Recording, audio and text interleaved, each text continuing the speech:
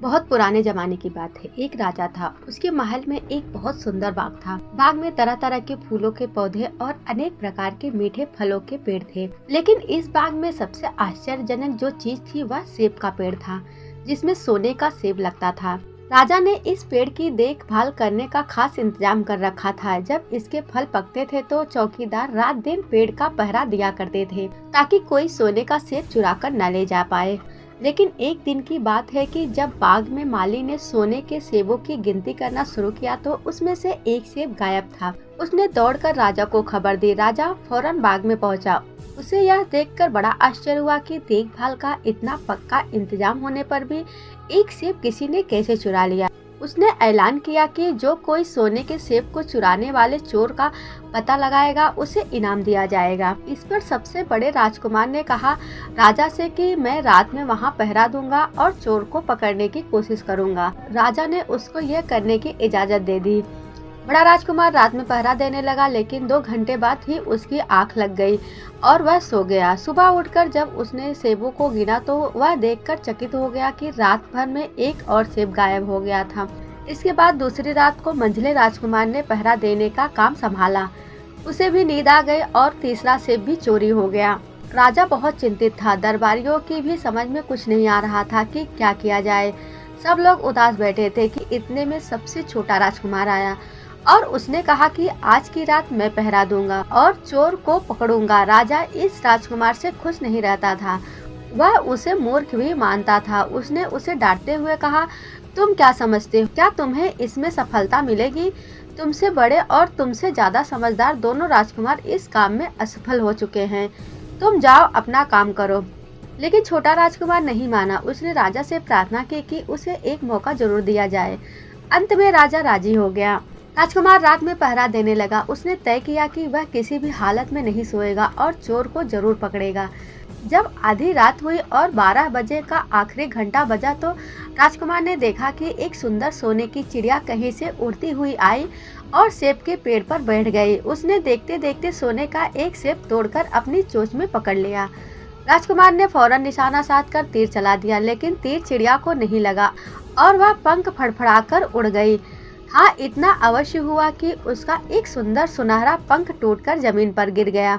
दूसरे दिन सुबह राजकुमार ने राजा को सारी बात बता दी और वह सोने का पंख उनके सामने रख दिया। पंख इतना सुंदर और इतना कीमती था कि राजा उसे देखता ही रह गया। उसने कहा, अगर उस चिड़िया का एक पंख इतना सुंदर है तो वह पूरी चिड़िया कितनी सुंदर होगी। मैं चाहता हूँ कि उस चिड़िया को कोई पकड़ के ले आए।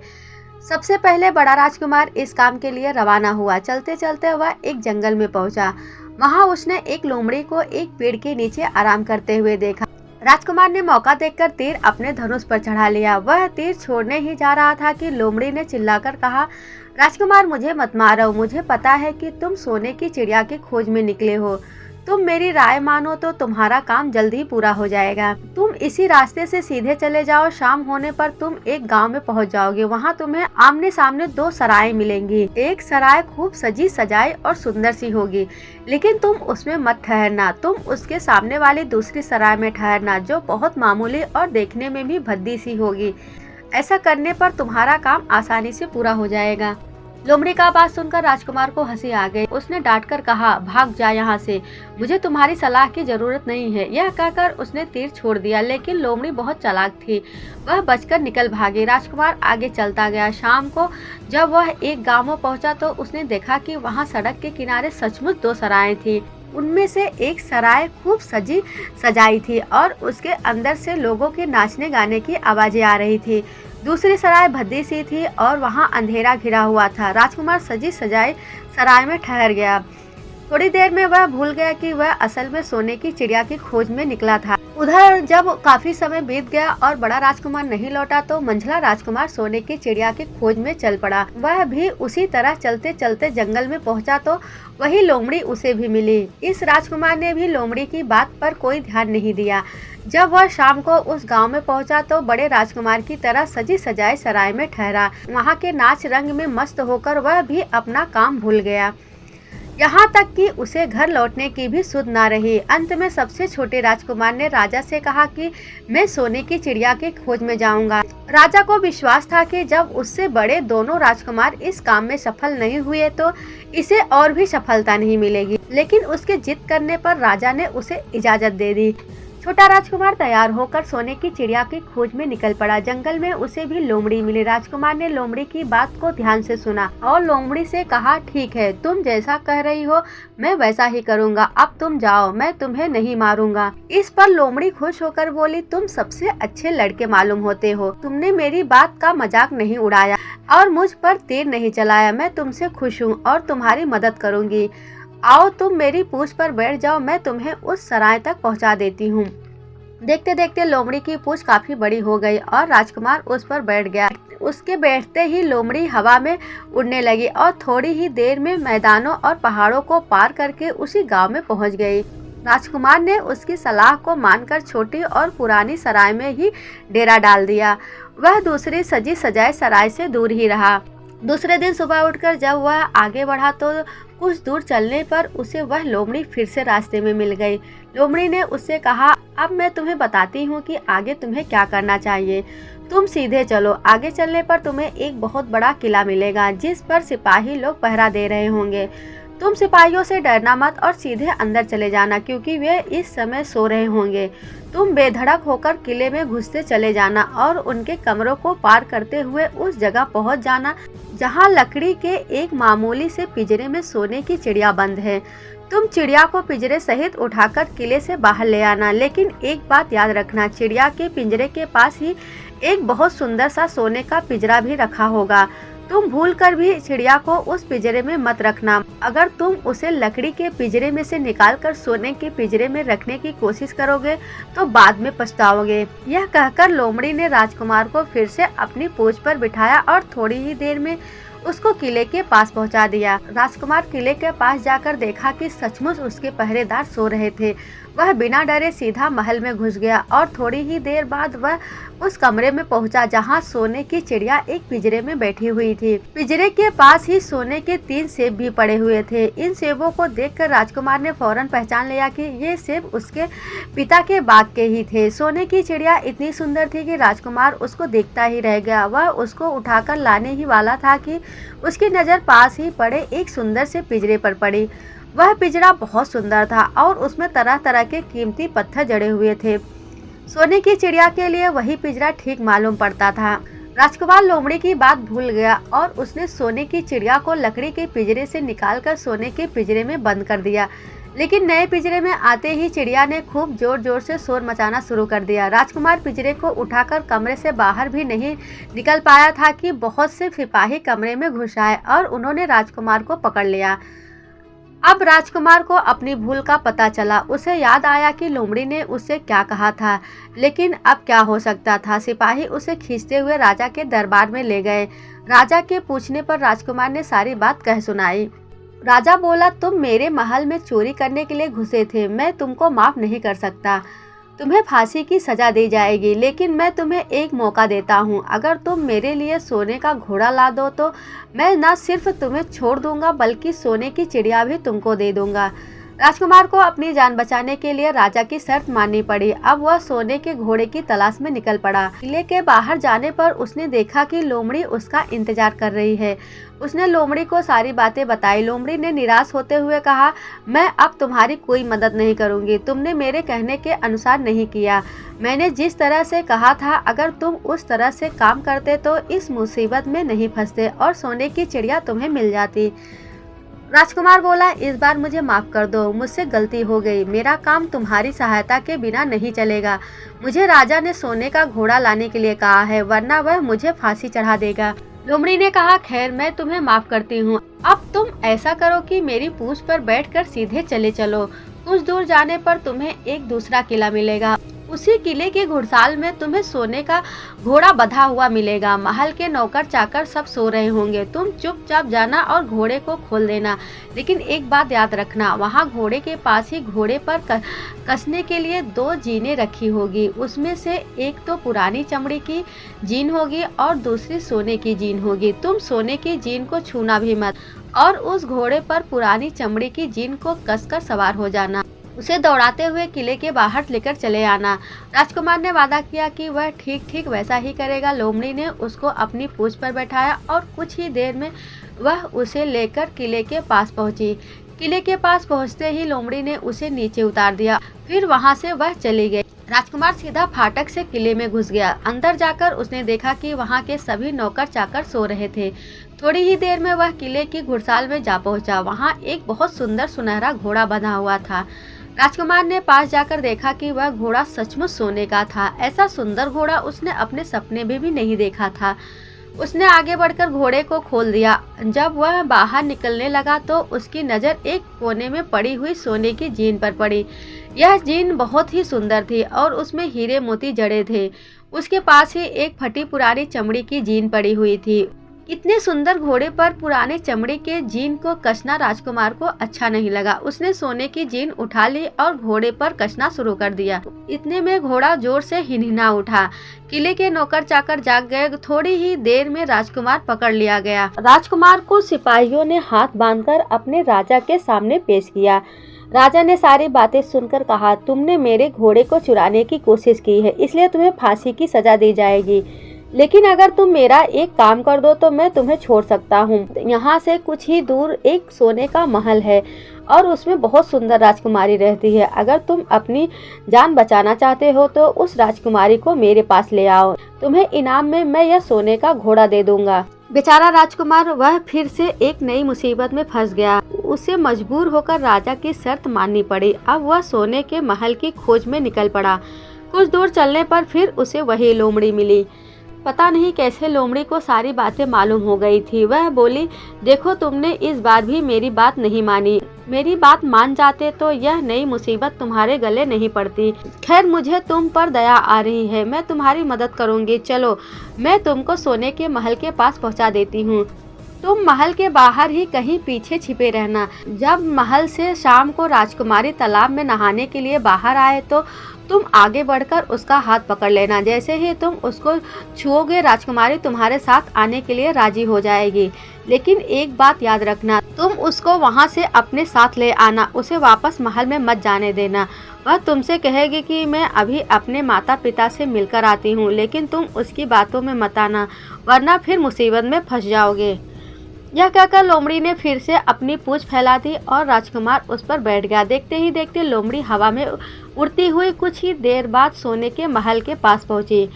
महल के पास पहुंचते ही राजकुमार एक पेड़ की आड़ में छिपकर बैठ गया। शाम को जब राजकुमारी नहाने के लिए किले से बाहर आई तो राजकुमार ने हिम्मत करके आगे बढ़कर उसका हाथ पकड़ लिया। उसके छूते ही राजकुमारी उसके साथ चलने के लिए तैयार हो गई। वह बोली, राजकुमार तुम मुझे जहाँ भी ले जाना चाहते हो मैं तुम्हारे साथ चलूंगी, लेकिन मुझे थोड़ी देर के लिए अपने माता पिता से मिलने दो। राजकुमार ने कहा, नहीं यह नहीं होगा, तुम्हें तुरंत मेरे साथ चलना पड़ेगा। लेकिन राजकुमारी रोने लगी। इतनी सुंदर राजकुमारी को रोते देखकर राजकुमार का मन पिघल गया। अंत में वह राजी हो गया और बोला, जाओ थोड़ी देर के लिए माता पिता से मिलाओ, लेकिन फिर तुरंत बाहर चले आना। लेकिन राजकुमारी ने जैसे ही किले में पैर रखा किले के पहरेदार जाग गए और उन्होंने राजकुमार को पकड़ लिया। राजकुमार बहुत पछताया, लेकिन अब क्या हो सकता था।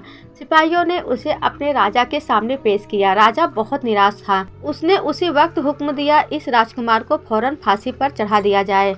यह सुनकर राजकुमार रोने गिड़गिड़ाने लगा। इस पर राजा ने थोड़ी देर विचार करने के बाद कहा, मैं अपनी आज्ञा वापस ले सकता हूँ, लेकिन अगर तुम मेरा एक काम कर दो तो तुम्हारी जान बच सकती है।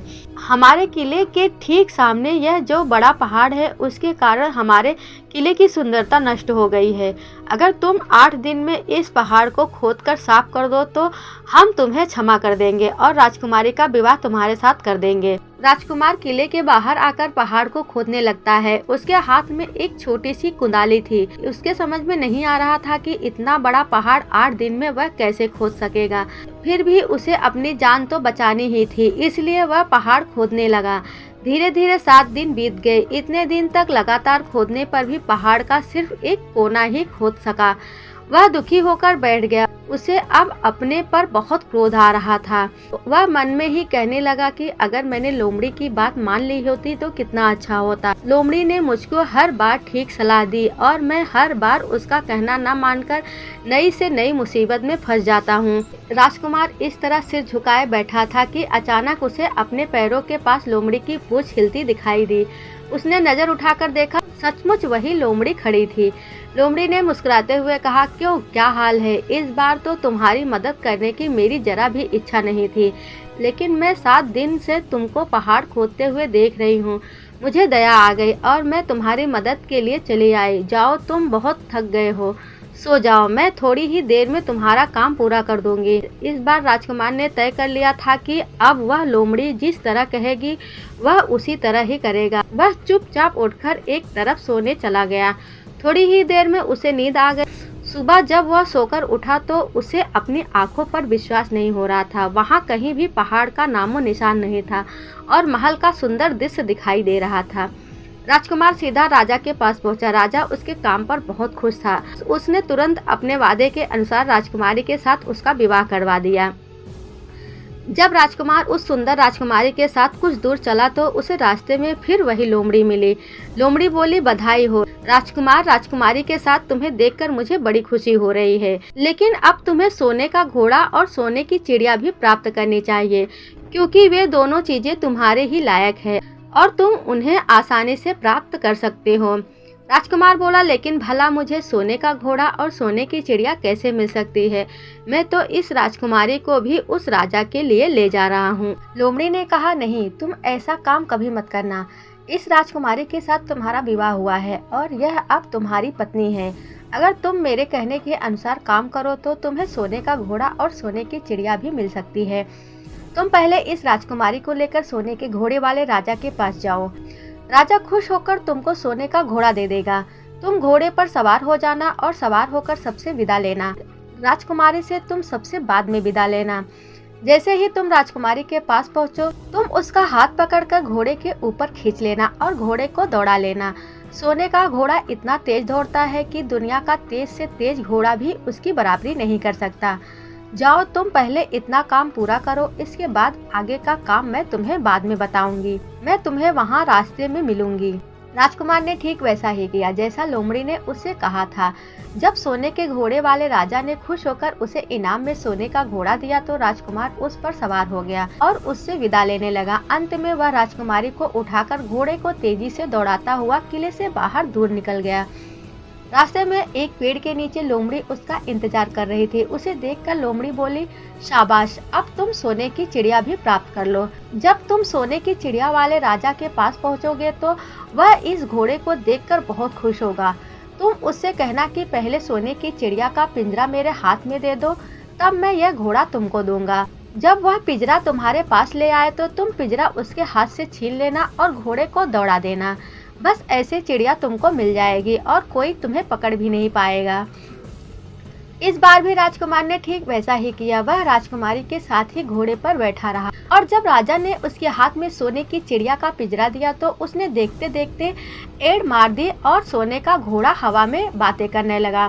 कुछ दूर चलने पर लोमड़ी उसे मिली। राजकुमार ने उससे कहा, तुमने मेरी बड़ी मदद की। तुम्हारी वजह से मुझे न सिर्फ सोने की चिड़िया मिली बल्कि सोने का घोड़ा और इतनी सुंदर राजकुमारी भी मिल गई। बताओ, मैं तुमको इनाम में क्या दूं? मैं तुमको कुछ ना कुछ जरूर देना चाहता हूँ। लोमड़ी ने कहा, अगर तुम खुश हो तो मेरा एक काम कर दो। तुम एक तीर चलाकर मुझे मार दो। इस समय तुम यही सबसे बड़ा काम मेरे लिए कर सकते हो। राजकुमार ने कहा, भला यह कैसे हो सकता है? तुमने मेरी इतनी मदद की है और मैं बदले में तुम्हें मार दूं? मुझसे यह नहीं होगा।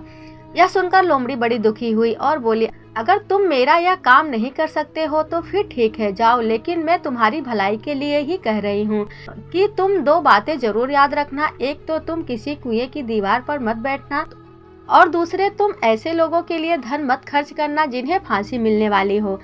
राजकुमार बोला, भाई तुम भी अजीब हो, तुम्हारी बातें मेरी समझ में नहीं आती। भला मैं कभी कुएं की दीवार पर क्यों बैठूंगा और ऐसे आदमियों पर धन क्यों खर्च करूंगा जिनको फांसी दी जाने वाली होगी। लेकिन लोमड़ी ने उसकी बात का कोई जवाब नहीं दिया और अलविदा कहकर वहां से चली गई। राजकुमार सोने का घोड़ा दौड़ाता हुआ आगे बढ़ा। राजकुमारी उसके साथ ही बैठी हुई थी। सोने की चिड़िया का पिंजरा उसके हाथ में था। कुछ ही देर में राजकुमार उस छोटे गांव में जा पहुंचा जिसमें वो दोनों रुके थे। गांव के लोग और खास तौर से बच्चे उनको देखने के लिए बाहर निकल आए। सोने के घोड़े पर इतने सुंदर राजकुमार के साथ बैठी एक राजकुमारी को देखकर सभी लोग चकित थे। इतने में राजकुमार ने देखा कि गांव के बगीचे में एक जगह बहुत से लोग जमा हुए हैं। कुछ शोर हो रहा है। राजकुमार के पूछने पर लोगों ने बताया कि वहां 2 आदमियों को फांसी देने की तैयारी हो रही है। राजकुमार उधर ही चल पड़ा। वहां पहुंचने पर उसने पहचान लिया कि जिन आदमियों को फांसी दी जाने वाली थी वे और कोई नहीं बल्कि उसके ही भाई थे।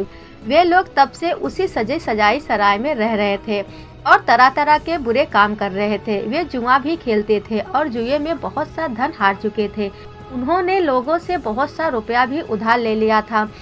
इन्हीं सब बातों से चिढ़कर अब गांव वाले उन्हें फांसी पर चढ़ाने जा रहे थे। राजकुमार भला यह कैसे होने देता। उसने लोगों से कहा कि मुझसे रुपया ले लो और इन लोगों को छोड़ दो। उसके बहुत कहने सुनने पर लोग राजी हो गए और उन्होंने उन दोनों आदमियों को रिहा कर दिया। राजकुमार अपने भाइयों को छुड़ाकर आगे चला। कुछ दूर चलने पर जंगल में उन्हें एक कुआं दिखाई दिया। इस पर राजकुमार ने कहा कुछ देर कुएं के पास आराम करते हैं। वहां ठंडा पानी पीने के बाद हम लोग आगे चलेंगे। राजकुमार राजी हो गया। अब तक वह भी भूल चुका था कि लोमड़ी ने विदा होते समय उससे क्या कहा था। वह घोड़े से उतरकर कुएं की दीवार पर बैठ गया और आराम करने लगा। उसके दोनों भाइयों ने मौका देखकर उसे कुएं में धकेल दिया। इसके बाद उन्होंने घोड़े पर राजकुमारी को डाला और सोने की चिड़िया का पिंजरा उठाया और वहां से चलते बने। कुछ ही देर में वे लोग अपने राज्य में लौट आए। घर लौटकर उन्होंने राजा से कहा हम लोग सोने की चिड़िया को पकड़ लाए। इसी चिड़िया ने हमारे बाग में सोने के सेब को चुराए थे। इसके साथ ही हम एक यह सोने का घोड़ा और राजकुमारी भी लाए हैं। राजा बहुत खुश हुआ। सारे राज्य के लोग खुशियां मनाने लगे। लेकिन राजकुमारी खुश नहीं थी। वह बराबर रोती रहती थी। उसने खाना पीना छोड़ दिया था। यही नहीं, घोड़े ने भी दाना पानी बंद कर दिया और सोने की चिड़िया भी उदास रहने लगी। राजा ने बहुत कोशिश की लेकिन ना तो वह राजकुमारी खुश हुई और ना सोने के घोड़े सोने की चिड़िया ने दाना शुरू किया। उधर छोटा राजकुमार कुएं में गिरा था लेकिन वह मरा नहीं। कुआं बहुत गहरा था लेकिन उसमें पानी बहुत थोड़ा था। वह कुएं में बैठा बैठा अपने भाग्य को कोसता रहा। अब उसे फिर उस लोमड़ी की याद आई और वह पछताने लगा। राजकुमार ने जैसे ही लोमड़ी को याद किया, लोमड़ी ना मालूम कैसे कुएं के मुंह पर आ पहुंची और बोली, देखो राजकुमार, मैंने पहले ही तुम्हें समझाया था कि किसी कुएं की दीवार पर मत बैठना और ऐसे आदमियों की मदद मत करना जिन्हें फांसी दी जाने वाली हो। लेकिन तुम मेरी बात नहीं माने। खैर चलो, अब आखिरी बार मैं तुम्हारी मदद किए देती हूँ। लो मेरी पूंछ पकड़कर कुएं से बाहर निकल जाओ। यह कहकर लोमड़ी ने अपनी पूंछ कुएं में लटका दी। राजकुमार उसे पकड़कर कुएं से बाहर निकल आया। लोमड़ी ने उससे कहा, जाओ अब तुम अपने घर जाओ, लेकिन जरा होशियार रहना। तुम्हारे भाई तुम्हारी जान के दुश्मन है। वे लोग जरूर तुमको ढूंढ रहे होंगे। राजकुमार घर की ओर चल पड़ा। अपने राज्य में पहुंचने पर उसे एक भिखारी मिला। भिखारी को उसने अपने सुंदर कपड़े दान में दे दिए और उनके भद्दे पुराने कपड़े पहन लिए। इस तरह भेष बदलकर वह अपने किले में पहुंचा। वहां उसके पहुंचने पर एक बड़ी आश्चर्य बात हुई। सोने का घोड़ा खुशी से हिनहिनाने लगा और दाना खाने लगा। सोने की चिड़िया भी अपने पिंजरे में खुशी से फुदफुदाने लगी और गाना गाने लगी। राजकुमारी ने अपने आंसू पोंछ डाले और वह भी खुश दिखाई देने लगी। लेकिन राजा की समझ में कुछ नहीं आया। उसने राजकुमारी से इसका कारण पूछा तो वह बोली, मैंने तो पहले ही आपको सारी कहानी बता दी थी। आपके बड़े और मझले राजकुमार ने छोटे राजकुमार के साथ धोखा किया है। इन्होंने आपको भी धोखा दिया है, लेकिन अब आपका छोटा राजकुमार यहाँ पर आ पहुँचा है। इसीलिए मुझे बहुत खुशी हो रही है। उसी के साथ मेरी शादी हुई है और मैं उसके साथ ही सुखी रह सकती हूँ। फिर उसने मैले कुचेले कपड़े पहने एक आदमी की ओर इशारा करते हुए कहा, वह रहा आपका छोटा राजकुमार। राजा ने भी अपने छोटे लड़के को पहचान लिया। अब राजा ने अपने छोटे बेटे के बारे में अपने विचार बदल दिए। अब वह उसको बहुत समझदार और बहादुर मानने लगा और उससे बहुत अधिक प्यार करने लगा। उसने उसको राजगद्दी पर बिठाने का निश्चय किया। बड़े और मझले राजकुमार ने अपने छोटे भाई को भी धोखा नहीं दिया था, बल्कि राजा को भी धोखा दिया था। इससे राजा उनसे बहुत नाराज था। उसने उन दोनों को अपने राज्य से निकलवा दिया। इसके बाद बड़ी धूमधाम के साथ राजकुमारी के साथ राजकुमार का विवाह हो गया और दोनों सुख से रहने लगे। लेकिन राजकुमार उस लोमड़ी को नहीं भूल पाया था जिसने उसकी इतनी सहायता की थी।